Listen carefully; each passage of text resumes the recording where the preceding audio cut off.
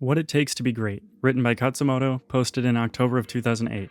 One day, I'm going to make an acronym for everything. Like, that last sentence will turn into ODIGTMAAFE, and people will be all OMG, AAFE, LOL. Also, a little warning, there are going to be a lot of links. Break yourself. So I'm sitting there, eating my curds and whey, when yet another good-looking reader, Gav, sends me a link.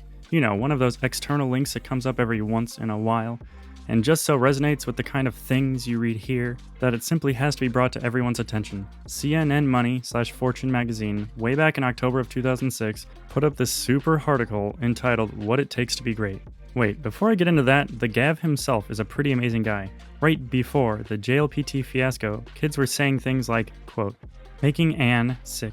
Random English pen pal sounds like quite a task and scares me more than a little. Making a random Japanese one seems absolutely impossible." Commented by WC. And, quote, "For someone like me, the very idea of making Japanese friends is terrifying." Commented by Ren. To which Der Gavinator replies, quote, "Feel the fear and do it anyway. If you wait for fear to disappear before you do anything new, you will never do it." End quote. So you already know this guy is going to be sending you good articles.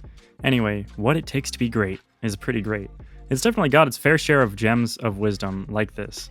Quote, "In a study of 20-year-old violinists by Erickson and colleagues, the best group, judged by conservatory teachers, averaged 10,000 hours of deliberate practice. It's the same story in surgery, insurance sales, and virtually every sport. More deliberate practice equals better performance." End quote. You like that? 10,000 hours? Sound familiar? Next time you feel like throwing out your SRS altogether, an ill-advised course of action IMHO, feel this instead. Quote, "Practice, regularly, not sporadically. Occasional practice does not work." End quote. But I think the most important line comes here. Quote, "Talent has little or nothing to do with greatness. It's nice to believe that if you find the field where you're naturally gifted, you'll be great from day one, but it doesn't happen.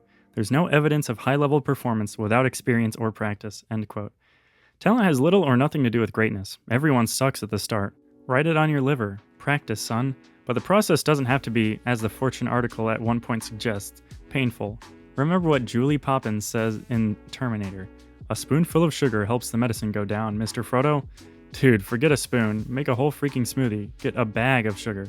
Get as much sugar as you need. Do whatever you need to do to make the process fun. And be sure to divide it into tiny little I+1 chunks so you can get a lot of cheap wins and feel great.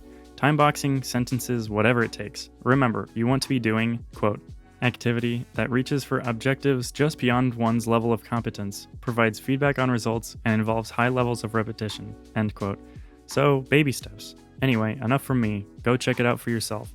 And if anyone finds other super articles like this, feel free to share. Did you see that?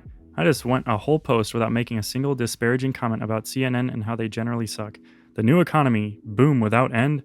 Yeah, freaking right. Willow Bay and Stuart Varney, your former employer's policy of making you pretend to turn breathless declarative statements into coolly considered interrogatives by merely adding a question mark fills me with the liveliest of disgust. Kuso.